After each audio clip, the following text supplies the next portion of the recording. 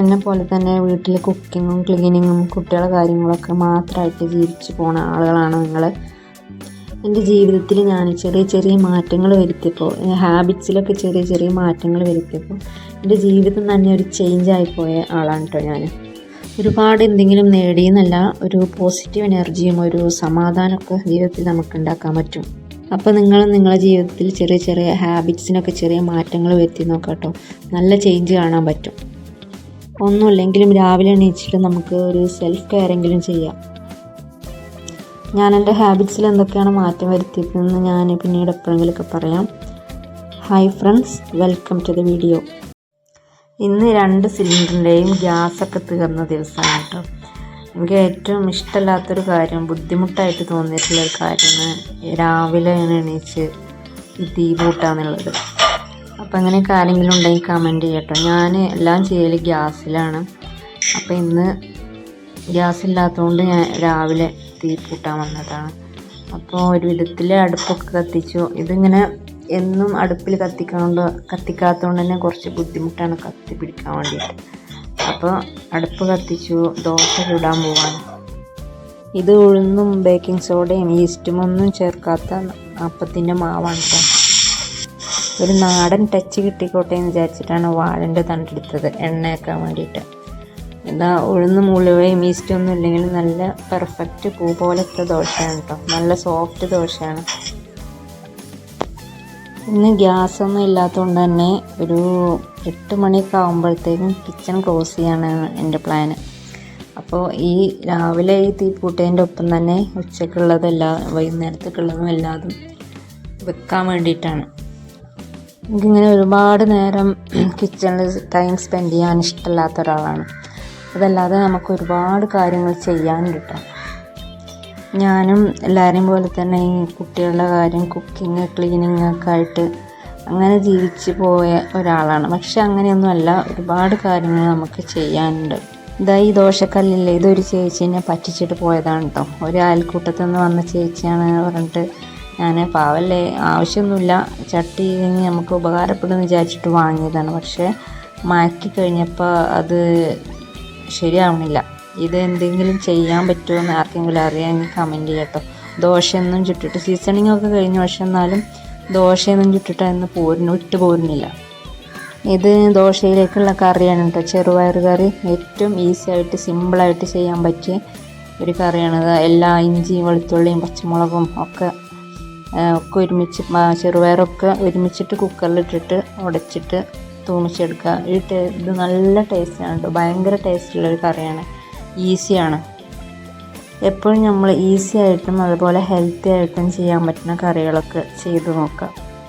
കിച്ചണിൽ നിന്നിട്ട് ഒരുപാട് സമയം നമ്മൾ വേസ്റ്റ് ആക്കരുത്. കുക്കറിൽ നല്ല കരിയൊക്കെ പിടിച്ചിട്ടുണ്ട് കേട്ടോ. ഇന്നും ഞാൻ അടുപ്പിലാണ് തീ പൂട്ടിയത്. ഇന്നത്തെ കുക്കിംഗ് കൂടിയും കഴിഞ്ഞിട്ട്, ഇന്നും അടുപ്പിലാണ് തീ പൂട്ടൽ. അപ്പോൾ ഇന്നത്തെ കുക്കിംഗ് കൂടിയും കഴിഞ്ഞിട്ട് ഡീപ്പ് ക്ലീൻ ചെയ്യാമെന്ന് വിചാരിച്ചിട്ടാണ്. ഇന്നലെ അതിങ്ങനെ ക്ലീൻ ചെയ്തിട്ട് സമയം കളയണ്ടല്ലോ. പിന്നെ അത് നമ്മളെ കറി നന്നായിട്ട് വെന്തിട്ടുണ്ട്. നന്നായിട്ട് ഉടച്ചു കൊടുക്കണം. ഉടച്ചു കൊടുത്തിട്ട് കുറച്ചും കൂടി വെള്ളം ഒഴിച്ചിട്ട് തൂമിച്ച് കൊടുക്കാം. അപ്പത്തേക്കും ഇഡ്ഡലിക്കും ചപ്പാത്തിക്കും ഒക്കെ നല്ല കോമ്പിനേഷനാണ്. അപ്പം ഇതൊന്നും എല്ലാവരും ട്രൈ ചെയ്ത് നോക്കുക. എന്നെപ്പോലുള്ള വീട്ടമ്മമാരൊക്കെ ആണെങ്കിൽ ഒന്നും ചെയ്യാനില്ല എന്ന് പറഞ്ഞിട്ട് ആരും ഇരിക്കരുത് കേട്ടോ. അറ്റ്ലീസ്റ്റ് ഒരു ബുക്കെങ്കിലും വായിച്ചിട്ട് വായനാശീലെങ്കിലും ഉണ്ടാക്കുക. ഈ വായനാശീലമൊക്കെ നമുക്കൊരു എപ്പോഴും ഒരു പോസിറ്റീവ് മൈൻഡ് തരുന്ന കാര്യമാണ് വായന. അപ്പോൾ ഒന്നും ചെയ്യാനില്ലെങ്കിൽ വായിക്കെങ്കിലും ചെയ്യുക. അല്ലെങ്കിൽ നമുക്ക് വേറെ എന്തോരം കാര്യങ്ങൾ ചെയ്യാനുണ്ട്. ഇല്ലാന്ന് വിചാരിച്ചാൽ ഒന്നും ചെയ്യാനുണ്ടാവില്ല.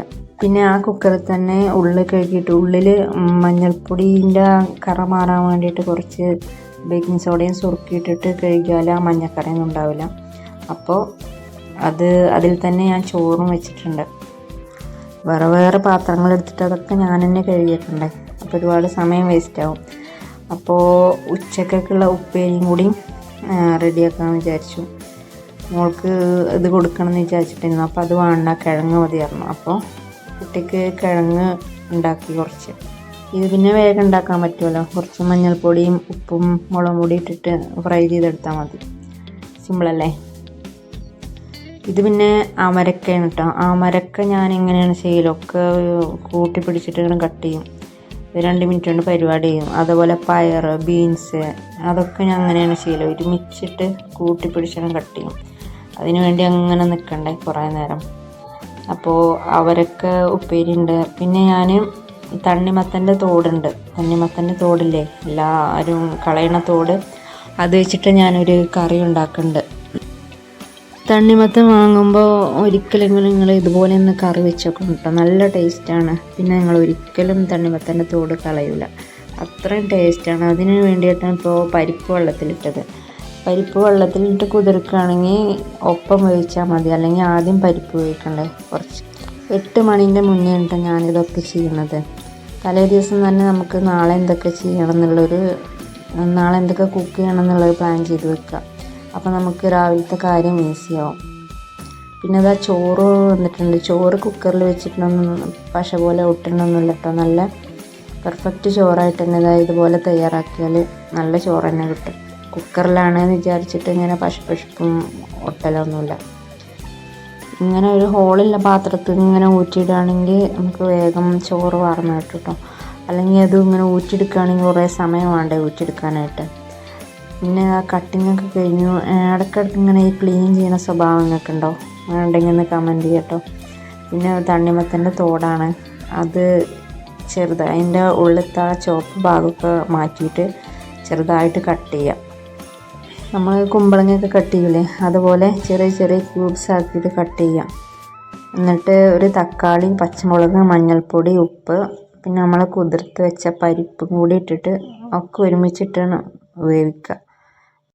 പിന്നെ നമ്മൾ സാധാരണ ചെയ്യൂലേ, കടുകും ഉണക്കമുളകും ഉള്ളിയൊക്കെ ഇട്ടിട്ട് കടുക് പൊട്ടിച്ചിടാം. ഇങ്ങനെ ഒന്ന് ട്രൈ ചെയ്ത് വെക്കണം കേട്ടോ, നല്ല ടേസ്റ്റാണ്.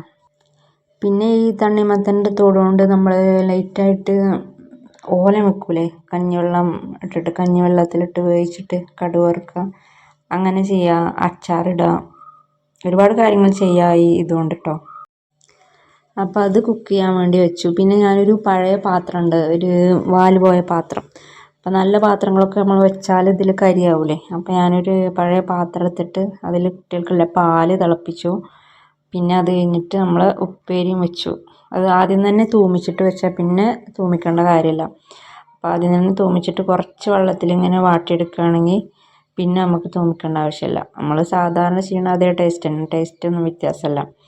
ഇങ്ങനെ ചെയ്യുകയാണെങ്കിൽ കുറച്ചും കൂടെ നമുക്ക് സമയം കിട്ടും. പിന്നെ കുക്കറിലെ എയറൊക്കെ പോയതിന് ശേഷം അരപ്പ് ഒഴിച്ച് കൊടുക്കുക. കുറച്ച് തേങ്ങയും പിന്നെ ചെറിയ ജീരകം ഇട്ടിട്ട് അരച്ച പേസ്റ്റ്, നന്നായിട്ട് അരച്ച പേസ്റ്റ് ഇതിലേക്ക് ഒഴിച്ച് കൊടുക്കുക.